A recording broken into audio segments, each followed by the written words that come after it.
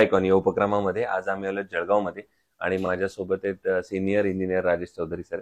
Senior engineer म्हणण्याचं अर्थातच कारण असं आहे की मागच्या 30 वर्षाहून अधिक काळाचा त्यांना या क्षेत्रातला अनुभव आहे. बेसिकली पूर्वीचा अनुभव त्यांचा इंडस्ट्रियल मधला जास्त होता आणि आता त्याच्यानंतर रेसिडेन्शियल आहे. त्यामुळे त्यांचा अनुभव एका अर्थानं अजून वाढलेला आहे, कारण वेगवेगळ्या फील्डमध्ये जेव्हा माणूस काम करतो तेव्हा तितके अनुभव येतात, तेवढ्या प्रसंगांना तुम्हाला सामोरं जावं लागतं.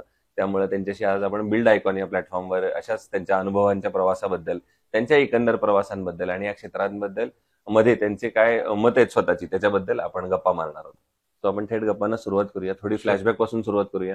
ते म्हणजे तुमची शैक्षणिक पार्श्वभूमी कशी होती, म्हणजे शाळा कुठली होती, कॉलेज कुठलं होतं, आणि सगळ्यात महत्वाचं म्हणजे या क्षेत्रामध्ये येण्यामागची प्रेरणास्थान कोण होतं की ज्यांच्यामुळे तुम्हाला असं वाटलं की आपण सिव्हिल इंजिनिअरिंग या क्षेत्राकडे वळावं, काय सांगाल?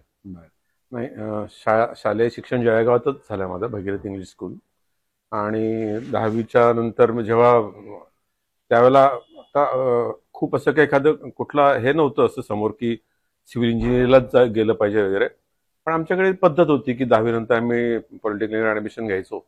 आणि सिव्हिल इंजिनिअरिंग त्यावेळेला त्यातल्या त्यात चांगला हा समाला जायचा मेकॅनिकल आणि इलेक्ट्रिकलच्या पेक्षा, म्हणून मग मी सिव्हिल इंजिनिअरिंगला ऍडमिशन घेतले. आणि डिप्लोमा पूर्ण झाल्यावरती सुरुवात तर करून टाकली छोट्या मोठ्या जॉबला, बरोबर. पण ते ग्रॅज्युएट व्हावं असं ते जे वाटत होतं, आमच्या काही मित्रांनी सल्ला दिला. मग ते पुण्याला माझे सोबत जे काही मित्र होते ते पुण्याला 12वी नंतर त्यांनी इंजिनिअरिंग ऍडमिशन घेतली होती. मग मी त्यांच्यासोबत पुण्याला गेलो, AMI चे क्लासेस सुरू केलेत आणि दिवसा नोकरी पण करायचो. असं करून AMI चा पहिला सेक्शन तिकडे पूर्ण केला.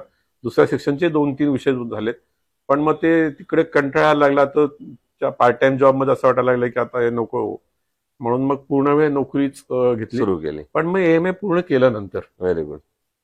एक 3-4 वर्षात मग AMI झालं, पण मग ते खाजगी क्षेत्रातल्या नोकरी होत्या सगळ्या. माझं डिप्लोमाचं सर्टिफिकेट पण कोणी मागितलं नाही नोकरी देताना. बरोबर. त्यामुळे मग AMI तर आणखीनच काही विषय नाही. हो. तर असा तो प्रवास चालू होता. पण त्याच्यानंतर खरा प्रवास सुरू होतो तो म्हणजे करिअरचा. बरोबर. मग त्याच्यानंतर पुढे कशा ऑपॉर्च्युनिटीज येत गेल्या आणि कसं पुढं? त्यावेळेला जळगाव जिल्ह्यात आमच्याकडे जे नामवंत कॉन्ट्रॅक्टर होते ते कोटेचा म्हणून होते, त्यांच्याकडे जॉईन झालो.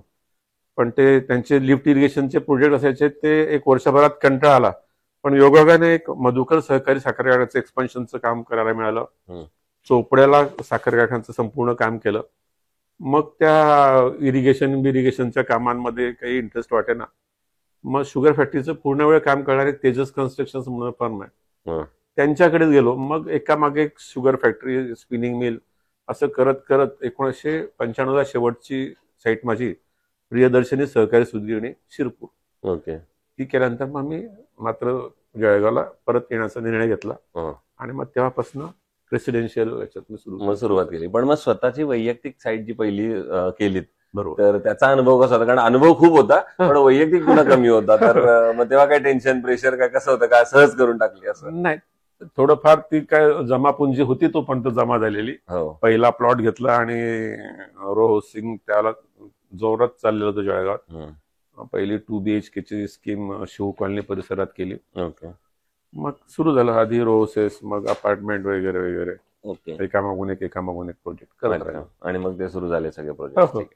आता या क्षेत्रातल्या काही आपण महत्वाच्या प्रश्नांकडे येऊया. त्यातलं म्हणजे तुम्ही आता या वेगवेगळ्या सिटीज मध्ये जाऊन काम केलेलं आहे, वेगवेगळ्या एरियात जाऊन काम केलेलं आहे, पण याच्या सगळ्यामध्ये तुम्ही एक बघितलं असेल या क्षेत्रामध्ये अकुशल कामगारांचं प्रमाण फार मोठ्या प्रमाणात आहे खूप. आणि अशा लोकांबरोबर काम करणं बऱ्याचदा धोकादायक सुद्धा ठरू शकतं जर त्यांच्याकडून एखादी दुर्घटना सुद्धा होईल. तर अशा वेळेला तुम्ही काय काळजी घ्यायचा आणि कशी ती परिस्थिती हाताळायचा? आता त्याला असं स्पेसिफिक असं काही टेक्निक नव्हतं, ते ज्या काही जसं तशी परिस्थिती येत गेली त्याप्रमाणे ते हाताळायला लागायचं.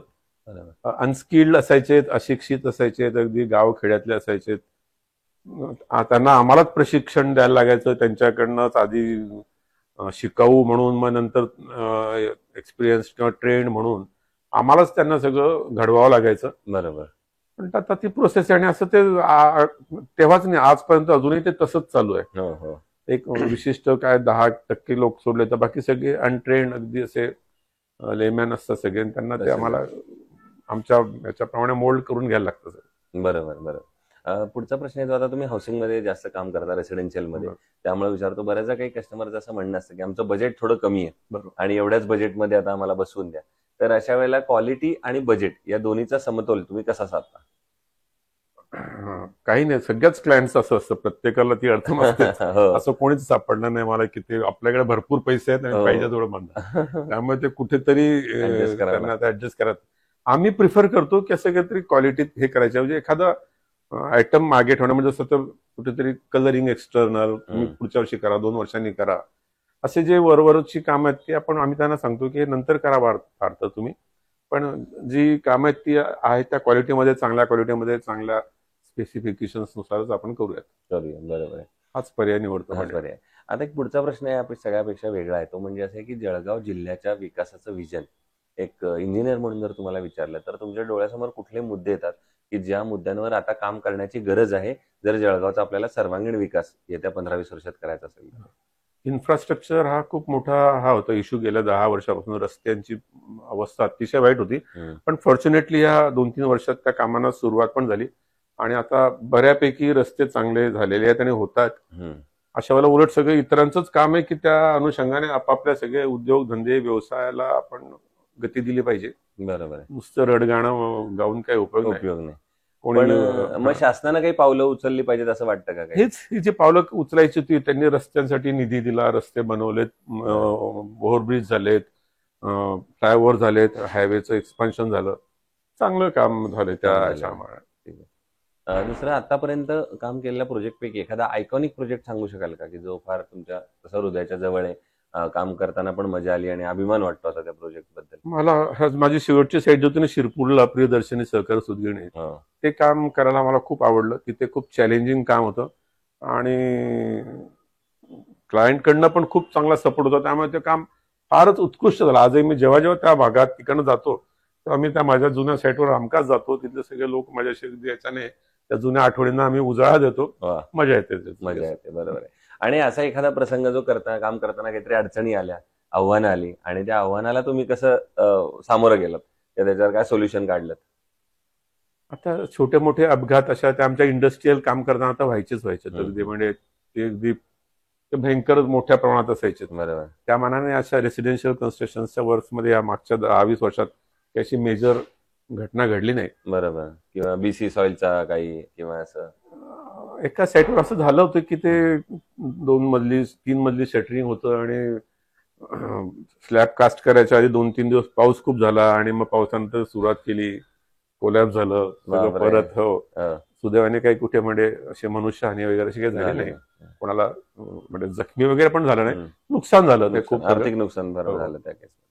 जेव्हा कन्स्ट्रक्शन मध्ये स्टील निवडण्याची वेळ येते तेव्हा तुम्ही काय पॅरामीटर्स बघता? सुरुवातीला तर तसं फार कमी असं म्हणजे या ब्रँडिंग असं काही नव्हतं जे स्टील याच्यात मिळायचं. ते नंतर मग पोलादने बरेच दिवस त्यांनी त्याच्यात चांगलं हे केलं. आता तुम्ही पण खूप चांगल्या पद्धतीने म्हणजे त्याच्यात आलेले आहात. आता तो म्हणजे ती काळजी किंवा तो हे येतो की काहीतरी हे घ्यायचं की ते घ्यायचं, पूर्वी असं काही नसायचं. स्टीलचा जो आमचा स्टीलचा डीलर जो मोजून देईल तो आणायचं. सिमेंटच्या बाबतीत जसं होतं तसं स्टीलच्या बाबतीत नव्हतं बरेच वर्ष. बरोबर.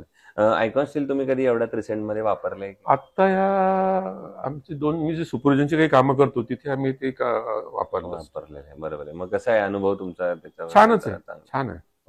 आणि आता अगदी शेवटचा प्रश्न, ते म्हणजे या फील्डमध्ये आता जे नवीन तरुण इंजिनियर्स येत आहेत त्यांना तुम्ही काय यशाचा गुरुमंत्र द्याल?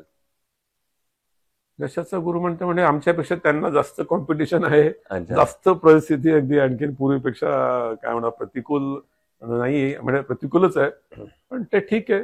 काय त्यांनी संघर्ष करावा आणि पुढे जात राहावं.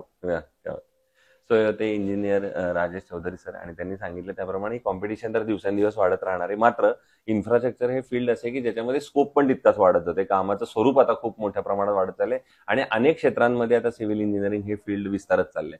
त्यामुळे तुम्हाला जेवढी कॉम्पिटिशन आहे तेवढा स्कोप सुद्धा खूप आहे. तुम्ही काम फक्त प्रामाणिकपणे करत राहा, तुम्हाला संधी येत जातील. पुन्हा एकदा आपले मनापासून आभार आणि भविष्यात सुद्धा अशाच आयकॉनिक प्रोजेक्टची निर्मिती आपल्या हातून व्हावी याच आयकॉन स्टील तर्फे मनपूर्वक शुभेच्छा. थँक्यू.